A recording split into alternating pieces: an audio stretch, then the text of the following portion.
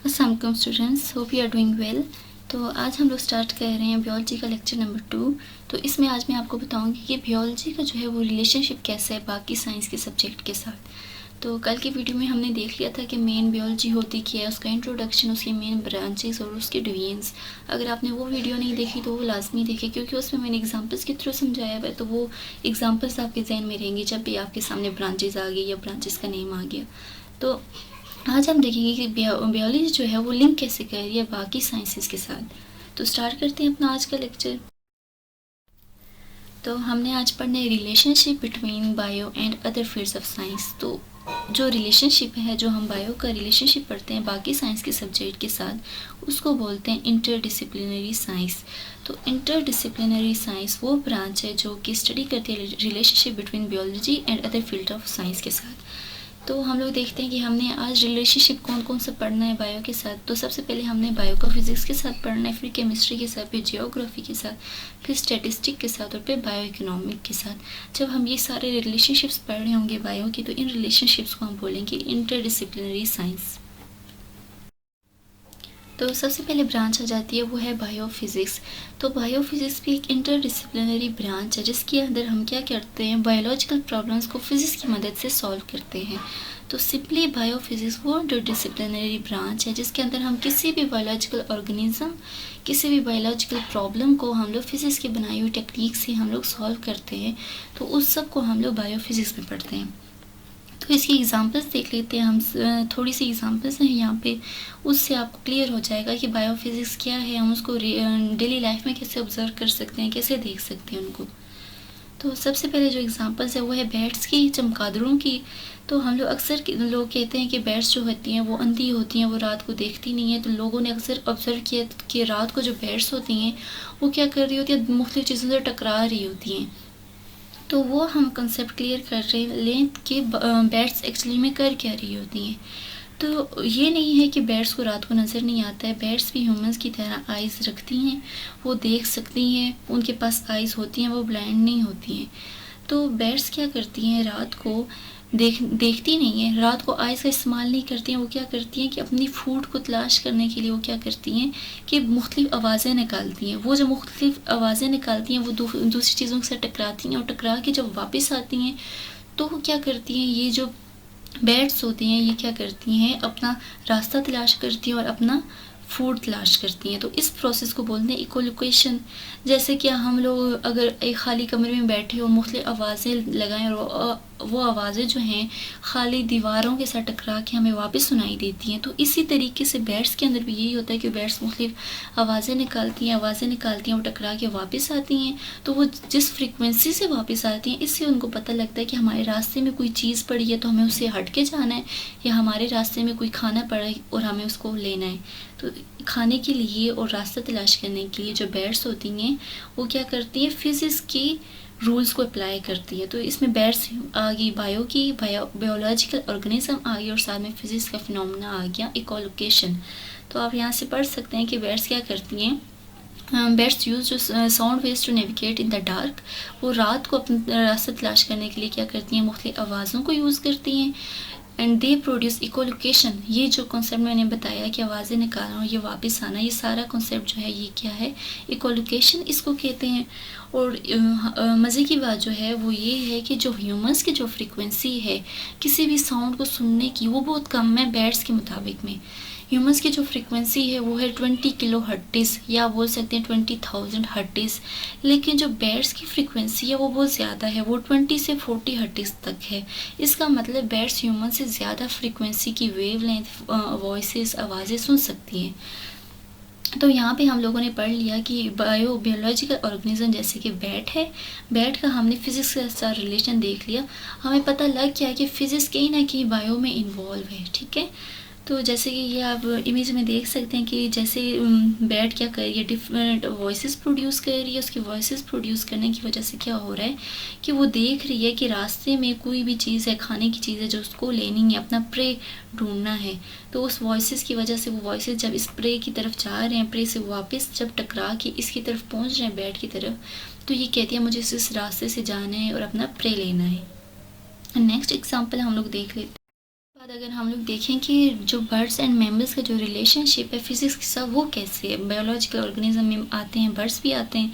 तो अगर हम बर्ड्स को देखा जाए तो बर्ड्स के जैसे फीदर्स हैं वैसे ही एरोप्लेन के भी फीदर्स हैं। तो इससे ये बात साबित होती है कि साइंटिस्ट ने क्या किया है, पहले ऑब्जर्व किया है कि फ़्लाइट कैसे कर रहे हैं, बर्ड्स उड़ कैसे रहे हैं। सबसे पहले उन्होंने देखा बर्ड कैसे उड़ रहे हैं, फिर उन्होंने देखा वो फ़्लाइट की मदद से उड़ रहे हैं, अपना प्रेशर बैलेंस कर रहे हैं एयर में। तो उस तरीके से उन्होंने क्या किया, एक एरोप्लेन बना लिया। जैसे एरोप्लेन अपने विंग्स की हेल्प से उड़ता है, तो सेम इन्होंने टेक्निक्स अप्लाई की हैं, फिजिक्स की टेक्निक। उन्होंने पहले बायो को ऑब्जर्व किया है, फिर वैसी ही चीज़ों को क्या किए, इम्प्लीमेंट कर दी है, अपनी लाइफ में इम्प्लीमेंट कर दी है और मुख्तलिफ चीज़ें बनाई हैं।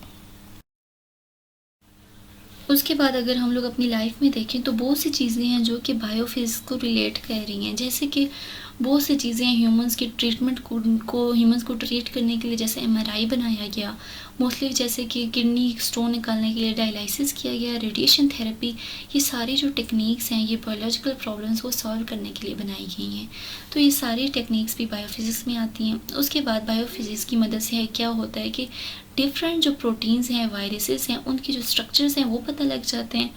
और बायोफिज़िक्स की एक और एप्लीकेशन है जिसको बोलते हैं बायोएनर्जेटिक्स। ये बायोएनर्जेटिक्स का आपके एक बहुत मज़े का चैप्टर है जो कि मैं आपको पढ़ाऊँगी आगे जाके। इसमें क्या होता है कि सिंपली हम लोग देख रहे होते हैं कन्वर्जन ऑफ एनर्जी। तो फिज़िक्स भी तो हमें बताती है ना कन्वर्जेंस ऑफ एनर्जी। तो हम लोग जब सबसे पहले देखते हैं कि जैसे कि प्लांट्स जो हैं वो अपनी एनर्जी लेते हैं सनलाइट से। तो सनलाइट से सोर्स ऑफ एनर्जी आ रही है हीट। तो वो प्लांट्स क्या करते हैं, हीट एनर्जी को चेंज कर रहे होते हैं किसके अंदर, केमिकल एनर्जी के अंदर। तो ये भी हम बायो एनर्जेटिक में पढ़ते हैं। इसमें एनर्जीज़ का कन्वर्जन हम लोग पढ़ लेते हैं फिज़िक्स के मुताबिक। तो ये भी रिलेशनशिप आ जाता है बायोफिज़िक्स का। और दूसरा रिलेशनशिप आ जाता है जब फोटोसिंथेसिस हो रही होती है। फोटोसिंथेसिस आपको पता होगा वो प्रोसेस होता है जब दिन के टाइम में सूरज की सनलाइट की प्रेजेंस में प्लांट्स क्या करते हैं, अपनी फूड बनाते हैं।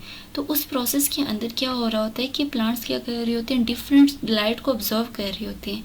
अगर हम फिज़िक्स के हवाले से देखा जाए तो फिज़िक्स कहता है कि फोटोसिंथेसिस के दौरान प्लांट्स क्या कर रहे होते हैं, डिफरेंट फोटॉन्स को ऑब्जर्व कर रहे होते हैं। अब फोटॉन्स क्या है, लाइट की एक यूनिट है। तो सिंपली हमें बहुत सी चीज़ें पता चल रही होती हैं कि बायो और फिज़िक्स क्या कर रही है, आपस में रिलेट कर रही होती है। आगे हम लोग जाते हैं बायो केमिस्ट्री पे। नेम इंडिकेट कर रहा है कि बायो और केमिस्ट्री का रिलेशनशिप होगा। तो वो रिलेशनशिप जिसमें हम लिविंग ऑर्गेनिज्म के अंदर डिफरेंट केमिकल्स को, डिफरेंट केमिकल प्रोसेसेस को पढ़ते हैं, वो सब कुछ आ जाता है इंटरडिसिप्लिनरी ब्रांच जो कि है बायोकेमिस्ट्री। तो बायोकेमिस्ट्री के अंदर हम सिंपली पढ़ते हैं कि कौन से डिफरेंट केमिकल प्रोसेस एक ऑर्गेनिज्म के अंदर हो रहे होते हैं। अगर आप लोग देख लें कि हमारे अंदर सबसे पहले कौन सा प्रोसेस हो रहा होता है, रिस्पायरेशन का प्रोसेस हो रहा होता है। रिस्पायरेशन भी एक केमिकल प्रोसेस है जिसके अंदर क्या हो रही है, फूड की ब्रेकडाउन हो रही होती है और एनर्जी प्रोड्यूस हो रही होती है। सबसे बड़ी ये एग्जांपल है किसकी, रिस्पायरेशन की। दूसरी फोटोसिंथेसिस की। फोटोसिंथेसिस में क्या हो रहा होता है कि केमिकल प्रोसेस है जिसके अंदर प्लांट्स क्या करते हैं कि इन्वायरमेंट से कार्बन डाइऑक्साइड, इन्वायरमेंट से वाटर लेते हैं, वाटर लेके ग्लूकोज बना लेते हैं और ऑक्सीजन बना लेते हैं। और ये एक साइकिल प्रोसेस है। इस साइकिल प्रोसेस के अंदर क्या होता है कि ह्यूमंस क्या करते हैं, प्लांट्स के बनाए हुए ग्लूकोज को और ऑक्सीजन को यूटिलाइज करके, यूज़ करके कार्बन डाइऑक्साइड और वाटर रिलीज़ करते हैं। और यही जो वो लोग हम लोग कहते हैं ना साइकिल प्रोसेस है। फोटोसिंथेसिस ना हो तो रिस्पायरेशन ना हो, रिस्पायरेशन ना हो तो फोटोसिंथेसिस ना हो। तो आप लोग रिलेट किया करें चीज़ों को। फोटोसिंथेसिस होती है प्लांट्स में, रिस्पायरेशन होती है ह्यूमंस में। फोटोसिंथेसिस में प्लांट्स ने ह्यूमंस के लिए बना दिया ग्लूकोज, तो ह्यूमन ने क्या किया, वही ग्लूकोज को यूज़ करके प्लांट्स के लिए कार्बन डाइऑक्साइड और वाटर बना दिया। तो हम लोग इस तरह देख सकते हैं कि केमिस्ट्री इन्वॉल्व है बायोलॉजी में। तो बायोलॉजी में हम जब केमिस्ट्री को पढ़ते हैं तो उसको बोलते हैं बायो केमिस्ट्री। मतलब हम डिफरेंट प्रोसेस पढ़ रहे हैं, केमिकल प्रोसेसेस। तो ह्यूमंस के अंदर डिफरेंट केमिकल कंपाउंड्स प्रेजेंट है, जैसे कि आपको पता होगा proteins, carbohydrate, lipids, nucleic acid. ये जब हम डिटेल्स में पढ़ेंगे तो आपको पता चलेगा कि ह्यूमंस के अंदर, बायो के अंदर, लाइफ के अंदर कितने ज़्यादा केमिकल्स इन्वॉल्व हैं। तो हम जब डिफरेंट केमिकल प्रोसेस को, डिफरेंट केमिकल सब्सटेंसेस को लिविंग ऑर्गेनिज्म में पढ़ते हैं तो उसको बोलते हैं बायोकेमिस्ट्री। उसके बाद आ जाती है बायो जियोग्राफी। बायो का मतलब है लाइफ, जियो का मतलब अर्थ और ग्राफी का मतलब ग्राफिकल रिप्रेजेंटेशन। इसका मतलब कि हमारी ज़मीन के अंदर, जियो में ज़मीन, अर्थ के अंदर, अर्थ के ऊपर कितनी कितनी लिविंग ऑर्गेनिज्म प्रेजेंट है और कहाँ पे प्रेजेंट है। बायो मीन्स लाइफ, जियो मीन अर्थ और ग्राफी मीन ग्राफिकल रिप्रेजेंटेशन, अर्थ के कौन से हिस्से में कौन सी ख़ास चीज़ प्रेजेंट है। तो हम जब पढ़ते हैं कि कौन सी चीज़ अर्थ के कौन से हिस्से में प्रेजेंट है तो उसको बोलते हैं बायोजियोग्राफी। तो आप सिंपली कह सकते हैं कि biogeography is the study of geography distribution of plants, animal and forms of life. जब हम डिफरेंट लाइफ को हम लोग अर्थ के डिफरेंट हिस्सों में पढ़ते हैं तो उसको हम बोलते हैं बायोजियोग्राफी। जैसे कि हाँ, यहाँ पे एग्जांपल दिया मैंने पोलर बियर्स के, तो पोलर बियर्स हर जगह नहीं पाए जाते, ये एक ख़ास रीजन है जिसको बोलते हैं आर्कटिक रीजन। तो उस रीजन के अंदर ये पाए जाते हैं जो कि बहुत ठंडा रीजन है, बहुत कोल्ड इन्वायरमेंट है। तो एक ख़ास इन्वायरमेंट पे, एक ख़ास टेम्परेचर पे, एक ख़ास क्लाइमेट पे और ख़ास इन्वायरमेंट पे जब एक लिविंग ऑर्गेनिज्म रह रहा होता है तो उसका हम बोलते हैं बायोजियोग्राफी। तो हम लोग देखें एक और एग्जांपल है मलेरिया काजिंग मस्कीटोज़। तो मस्कीटोज़ जो मलेरिया काज कर रहे होते हैं, आपने अगर सेकंड चैप्टर पढ़ा हो बायो का तो उसमें डिटेल रिसर्च हुई हुई है कि मलेरिया के जो हमने देखे हैं मस्कीटोज़ वो उन जगह पे प्रेजेंट होते हैं जो कि बहुत जगह गंदी होती है, मार्श एरियाज़ होते हैं। मलेरिया वर्ड इससे निकला है कि बैड एयर्स, माला मीन बैड, एरिया मीन्स एयर। तो वो एयर जो कि गंदी इन्वायरमेंट होती है, गंदी एयर होती है, गंदी जगहें होती हैं, मार्श एरिया होता है, गंदा एरिया होता है, वहाँ पे मलेरिया काजिंग मस्कीटोज़ पाए जाते हैं, ख़ास एरिया पे पाए जाते हैं। तो उसके बाद नेक्स्ट बात आ जाती है बायोस्टैटिस्टिक। बायोस्टैटिस्टिक को बायोमेट्री भी बोलते हैं, बायोमैथमेटिक भी बोलते हैं। बायोस्टैटिस्टिक्स मीन्स कि इसमें बायो भी होगी और स्टैटिस्टिक भी होगी, बायोमेट्री मीन्स बायो भी होगी और मैथमेटिक्स भी होगी। बायोमेट्री मीन्स बायो और मेट्री मीन्स मेजरमेंट। मतलब हम बायोलॉजिकल प्रॉब्लम्स को डिफरेंट स्टैटिस्टिक फार्मूलाज के थ्रू सॉल्व करेंगे। जैसे कि अगर आपने अपने एग्ज़ाम्स में देखा हो, आपके एग्ज़ाम्स होते हैं, आपके स्कोर्स निकाले जाते हैं, एवरेज स्कोर्स, तो वो भी हम लोग क्या करते हैं, स्टैटिस्टिक्स के फार्मूलाज को लगा के आपकी एवरेज निकाली जाती है कि आपके ग्रेड पॉइंट्स कितने हैं, आपने कौन से सब्जेक्ट में कितनी एवरेज ली है, आपकी परसेंटेज कितनी है, टोटल आपकी 100 में से 90 है, 80 है, कितनी परसेंटेज है। तो वो हम जब निकालते हैं तो वो भी हम स्टैट्स की, मैथ्स के फार्मूलाज के मुताबिक निकालते हैं। यहाँ तक तो हो गया स्टैटिस्टिक क्या होती है। उसको हम बायो में इम्प्लीमेंट कैसे करते हैं, तो बायो में हम इम्प्लीमेंट ऐसे करते हैं जैसे कि कोविड-19 हुआ या कोई भी डिज़ीज़ ऐसा आ जाता है तो साइंटिस्ट क्या करते हैं, देखते हैं कि इस डिज़ीज़ से कितनी अमवात हुई हैं या इस डिज़ीज़ की कितनी वैक्सीन हुई हैं, 2020 में कितना हुआ है, 2019 में कितना हुआ है। तो वो जब मैयर कर रहे होते हैं, उसकी मैयरमेंट कर रही होती है, तो वो मैयरमेंट करने में भी कौन सी चीज़ हेल्प करती है, बायोस्टैटिस्टिक। मतलब हम लिविंग ऑर्गेनिज्म के कितने भी डिजीज़ को अगर देखें, डिजीज़ को हम लोग फाइंड कर रहे हो, अगर हम लोग देख रहे हो कि कितने डिजीज़ कम हुए हैं या ज़्यादा हुए हैं, वैक्सीन्स बनाई हैं तो उन्होंने कितना, किन पीपल्स पे उन्होंने इफ़ेक्ट किया है, किन पे नहीं किया, तो ये सब कुछ जब हम मैयर कर रहे होते हैं तो हम बायोस्टैटिस्टिक की मदद से मैयर कर रहे होते हैं। तो एग्जांपल मैंने दी है interpretation of research data. Interpretation means कि हम लोग चेंजिंग्स करते हैं रिसर्च डेटा के अंदर। जैसे ही आप लोग एमएस कर रहे हैं, बीएस कर रहे हैं या एमफिल कर रहे हैं, तो हम जब रिसर्च करते हैं तो रिसर्च के दौरान भी हम लोग कौन सी फील्ड को यूज़ कर रहे होते हैं, स्टैटिस्टिक को।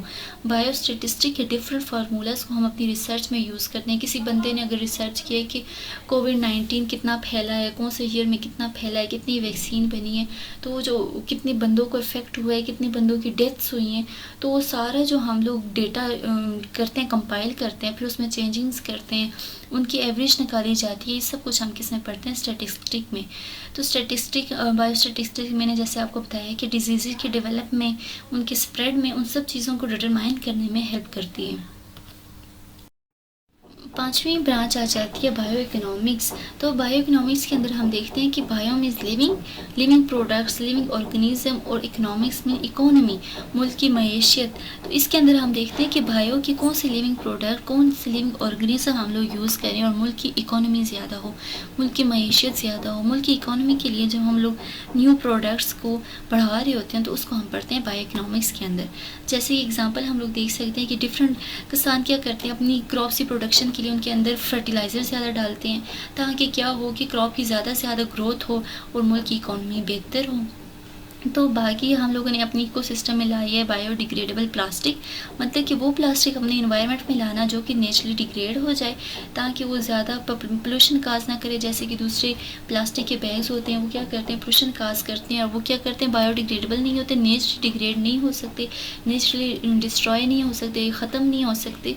तो हम लोगों ने, साइंटिस्ट ने क्या किया, प्लास्टिक की जगह नेचुरल डिग्रेडेबल बैग्स लाए हैं, जो कि ख़ुद ही कुदरती तौर पे वो ख़त्म हो जाते हैं। जैसे कि अगर हम लोग कॉटन का बैग लें तो वो कुछ अरसे के बाद वो खुद ही ख़त्म हो जाता है। इसके मुकाबले में प्लास्टिक के बैग इतनी जल्दी ख़त्म नहीं होते। तो मुल्क में वो चीज़ें लाना, जैसे कि sustainable use of biological resources, हम लोग एक ख़ास मिकदार में एक अच्छे तरीके से हम लोग क्या करें, नेचुरल रिसोर्सेज को यूज़ करें। तो ये सब कुछ हम पढ़ते हैं बायो इकोनॉमिक्स के अंदर। तो हमने हमने आज ब्रांचेस देख ली, अलग से ब्रांचेस देख ली कि जो बायो है और साइंस की कौन सी फील्ड से रिलेट कर रही है। तो अगर आपको समझ आ गई मेरे लेक्चर की, तो कमेंट ज़रूर करें और चैनल को सब्सक्राइब ज़रूर करें अगर आपने नहीं किया। तो मिलते रहेंगे, अपना बहुत ज़्यादा ख्याल रखिएगा। अल्लाह हाफिज़।